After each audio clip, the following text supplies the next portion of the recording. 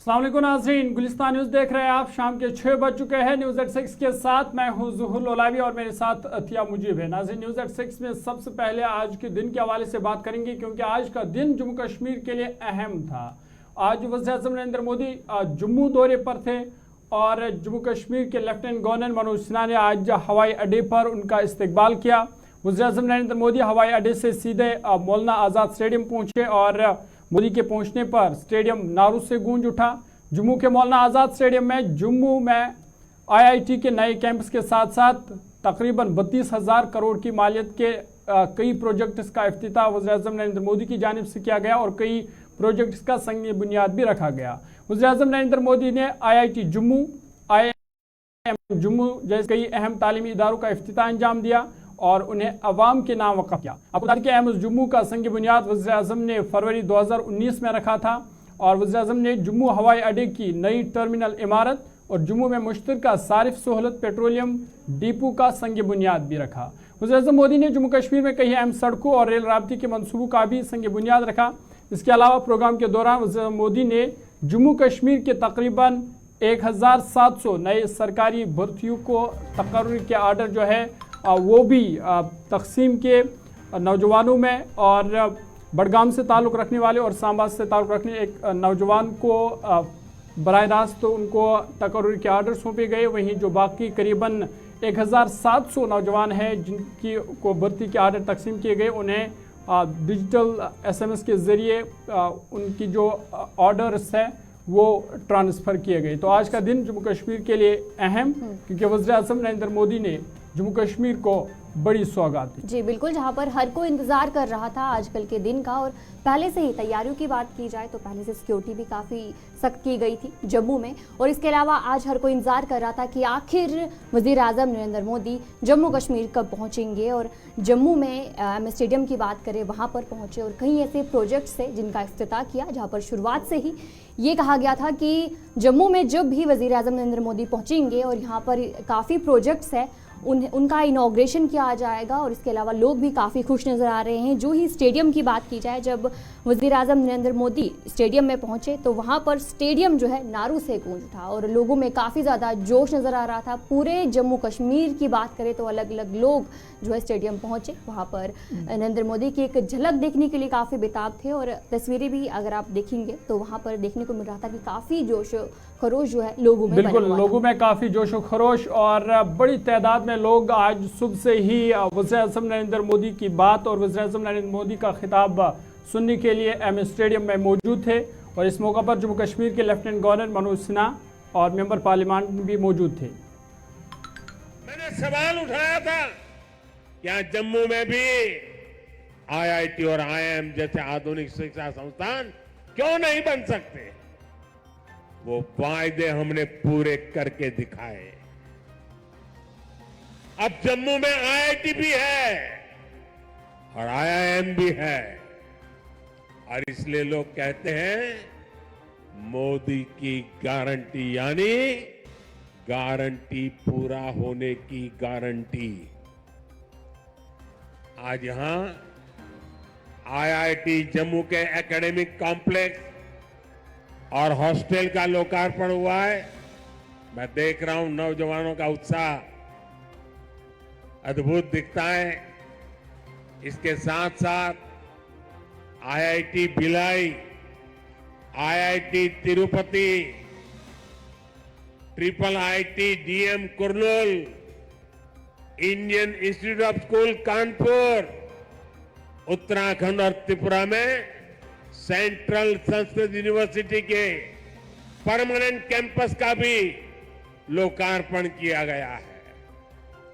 आज IIM जम्मू के साथ साथ IIM बोध गया बिहार में और IIM विशाखापट्टनम कैंपस आंध्र में, उसका भी उद्घाटन यहीं से। आगे बढ़ते आपको बता दें कि वज़ीर-ए-आज़म नरेंद्र मोदी ने इस मौका पर विकसित भारत और विकसित जम्मू कश्मीर प्रोग्राम के एक हिस्से के तौर पर मुख्तलिफ सरकारी स्कीमों के इस्तिफादा कुनंदगान से उन्होंने बराह रास्त बातचीत की, जिस दौरान इस्तिफादा कुनंदगान ने वज़ीर-ए-आज़म को मुख्तलिफ स्कीमों से मिलने वाले फ़ायदों के बारे में आगाह किया। पुलवामा, पूंछ, बांडीपोरा और दीगर अजला से इस्तिफादा कुनंदगान ने जहाँ वज़ीर-ए-आज़म नरेंद्र मोदी से बात की। वहीं शुमाली कश्मीर बांडीपोरा से ताल्लुक़ रखने वाली शाहीना बेगम ने बताया कि किस तरह उन्होंने सरकारी स्कीमों से फ़ायदा उठाकर वो लखपति दीदी बन गई। वज़ीर-ए-आज़म नरेंद्र मोदी ने उन्हें मुबारकबाद पेश की और उनके मुस्तकबिल के लिए नेक ख्वाहिशात का इजहार भी किया। बांडीपोरा से लखपति दीदी कैसे वो लखपति दीदी बन गई, उसकी बात भी ज़रा सुनते हैं। नमस्ते सर, आपका बहुत बहुत शुक्रिया अपना वक्त हमारे साथ गुजारने के लिए। साइना जी, जरा सुनना चाहता हूँ आपके यहाँ क्या क्या योजनाएं पहुंची हैं, जरा विस्तार में भी बताइए। जी सर, मेरा नाम शाहीना, मैं SHG मेंबर ऑफ NRLM उम्मीद, पंचायत सुनरवानी, ब्लॉक बनाकूट, डिस्ट्रिक्ट बांडीपोरा से ताल्लुक रखती हूँ। सर, मैंने सोशियोलॉजी में पोस्ट ग्रेजुएशन की है। मेरी फैमिली में 7 मेंबर्स शामिल हैं। सर, गरीबी और बेरोजगारी की वजह से हमें बहुत सारी मुश्किलातों का सामना करना पड़ता था। अपनी फैमिली को सपोर्ट करने के लिए बहुत सारी दुश्वारियां भी पेश आई, लेकिन 2018 में जब हमारे ब्लॉक में सोशल मोबिलाइजेशन हुई, मैंने भी NRLM के जरिए सेल्फ हेल्प ग्रुप ज्वाइन किया। सर, मैंने वहां से लोन लेके अपनी बिजनेस की शुरुआत एक स्मॉल हनी फार्मिंग से की। सर, उसमें मुझे बहुत ही अच्छा फायदा मिला। फिर मैंने NRLM से CIF loan, VO loan, bank leakage लेके अपना मल्टीपर्पज यूनिट इस्टेब्लिश करने का काम अमल में लाया, जिसमें राइस मिल, फ्लोर मिल, मसाला मिल, ऑयल एक्सपिलर, पोल्ट्री यूनिट और हनी फार्मिंग है, जिसकी ज़रूरत हमारी डिस्ट्रिक्ट को बहुत ज़्यादा थी।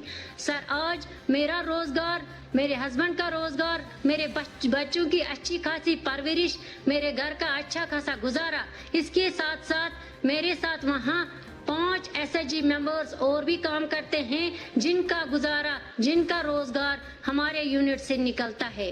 सर, NRLM ने मुझे न सिर्फ लोन बल्कि इसके साथ साथ मेरी बिजनेस की मार्केटिंग भी की, जिससे मेरे हुनर को एक नई पहचान मिल गई और मैं आज के डेट की एक लखपति दीदी बन गई।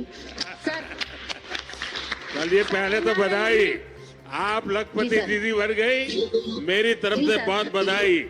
देखिए साइना जी, मेरे लिए खुशी की बात है कि जब मैं लखपति दीदी की बात करता हूँ ना, तो दिल्ली के एयर कंडीशन कमरों में बैठ करके दुनिया भर की गंध उछालते रहते हैं, उनके गले उतरता ही नहीं है कि कोई इस प्रकार से गांव में। तो चलिए, जिस तरीके से आपने सुना कि शाहीना बेगम किस तरीके से एक लखपति बनी है, और वहीं अगर हम पुंछ की बात करें तो वहां से भी एक शख्स सामने आ रहे हैं, जिनकी तरफ से कहा गया है कि वो काफ़ी खुश नज़र आ रहे हैं।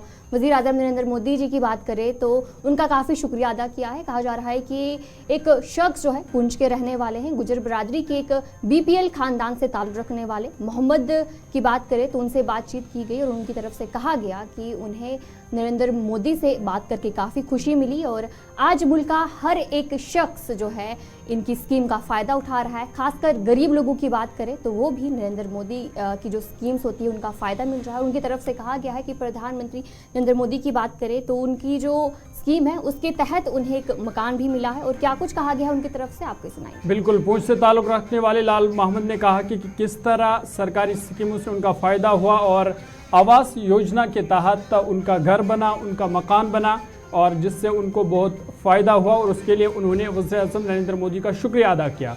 उन्होंने कहा कि वो गुज्जर बरादरी से ताल्लुक़ रखते हैं और उनके गाँव में गुज्जर बरादरी की कई लोगों ने इस प्रधानमंत्री आवास योजना के तहत उन्हें नए घर मिले।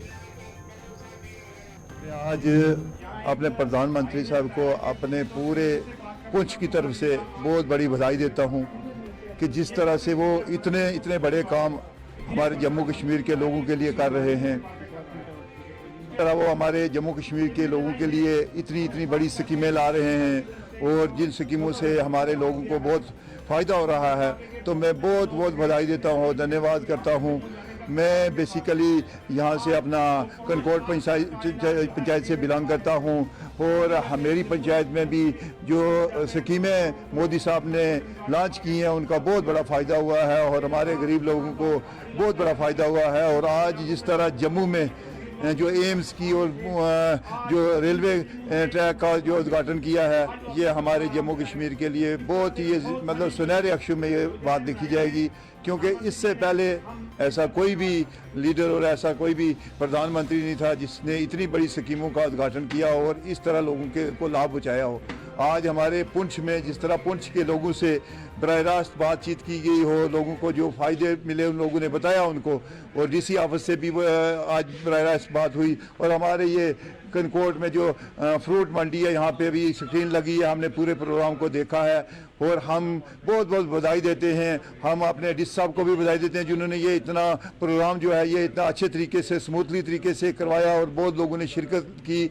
और हमारे ट्रैवल से बिलोंग करता हूं और मैं ये भी उनको मुबारकबाद देता हूं कि उन्होंने जैसे गुज्जर बकरवाल हमारे भाइयों के साथ उन्होंने उनको ट्राइबल का दर्जा दिया था और हम लोगों को भी दे के हम दोनों भाइयों को इकट्ठा कर दिया है और मैं इस पर मुबारकबाद देता हूं। और हम सब लोग मिल के आने वाले इलेक्शन में भी जो अपना इलेक्शन आ रहा है पार्लियामेंट का, उसमें हम गुज्जर बकरवाल पहाड़ी सब इकट्ठे, हम भाई हैं, एक ही घर में रहते हैं और हम एक ही माँ के बेटे हैं, तो हम इस चीज़ में भी इकट्ठे होकर इनके साथ पूरा तावन करेंगे। आज जो प्रधानमंत्री जी ने अलग अलग जगहों में अलग अलग लोगों से बातें की, इसको देखकर हमें बड़ी खुशी हुई और ख़ासकर जो पुंछ के हमारे बॉर्डर के लोगों के एक बुज़ुर्ग ने उनसे बात की तो उस बुज़ुर्ग ने यहाँ के हालात बताए उनको।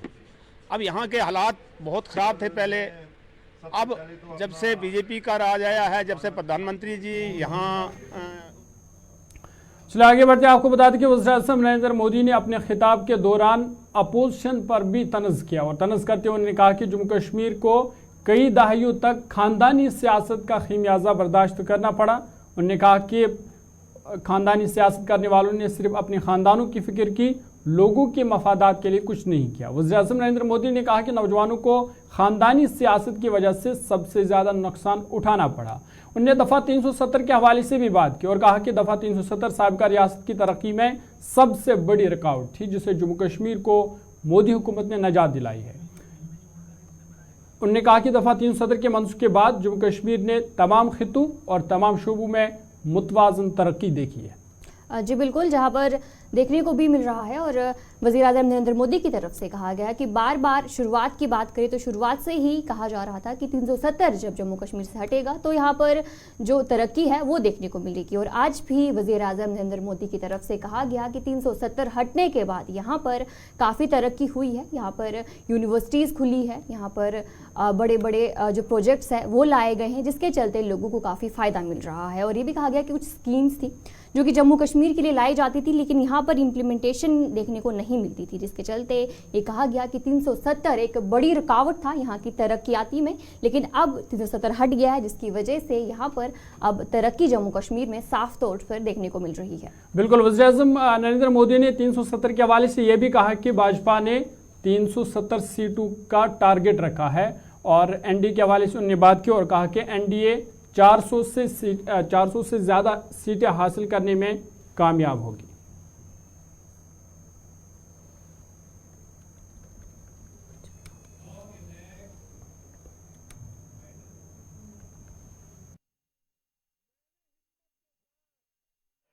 साथियों, ये 370 की ताकत देखिए। 370 जाने के कारण आज मैंने हिम्मत के साथ देशवासियों को कहा है कि अगले चुनाव में भाजपा को 370 दीजिए और एनडीए को 400 पार कर दीजिए।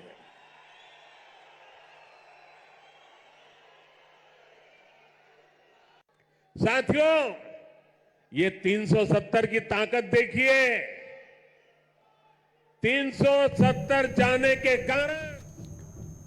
चलिए आगे बढ़ते, आपको बता दें कि इस मौके पर जम्मू कश्मीर के लेफ्टिनेंट गवर्नर मनोज सिन्हा भी मौजूद थे और लेफ्टिनेंट गवर्नर मनोज सिन्हा ने खिताब करते हुए वज़ीर-ए-आज़म नरेंद्र मोदी की तारीफ करते हुए कहा कि वो दिन गए जब पड़ोसी मुल्क से हड़ताल कैलेंडर जारी किए जाते थे, क्योंकि जम्मू कश्मीर अब स्कूलों और यूनिवर्सिटी के जारी करदा कैलेंडर की पैरवी कर रहा है। उन्होंने कहा कि जम्मू कश्मीर में अब अमन कायम हुआ है और पत्थरबाजी या पथराव जो है वो अब माजी का हिस्सा बन चुकी है।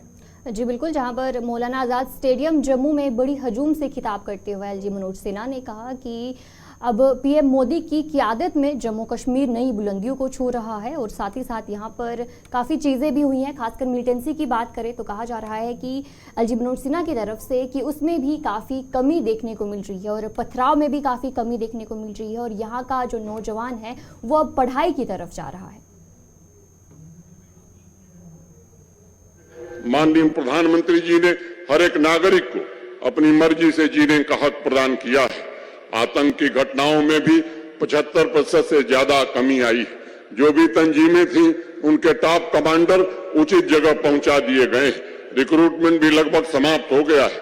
हड़ताल का कैलेंडर जो हमारा पड़ोसी जारी करता था, अब वो कैलेंडर जारी नहीं होता। अब जम्मू कश्मीर प्रशासन शिक्षा का, रोजगार का कैलेंडर जारी करता है। स्टोन पेल्टिंग अब इतिहास की घटना हो गई। बाजार और स्कूल और यूनिवर्सिटी पूरे वर्ष खुले रहते हैं। कश्मीर घाटी में आम आदमी नाइट लाइफ का आनंद उठा रहा है। जिन जिलों में पहले शाम होते ही भय पसरा रहता था, वहां देर रात सिनेमा हॉल और रेस्टोरेंट चल रहे हैं। जम्मू एवं श्रीनगर शहर को स्मार्ट सिटी के अंतर्गत माननीय प्रधानमंत्री जी के कारण अर्बन ट्रांसफॉर्मेशन के नए मॉडल के रूप में विकसित करने में हमें सफलता मिली। जहां झेलम रिवर फ्रंट पर देर रात को भी नौजवान गिटार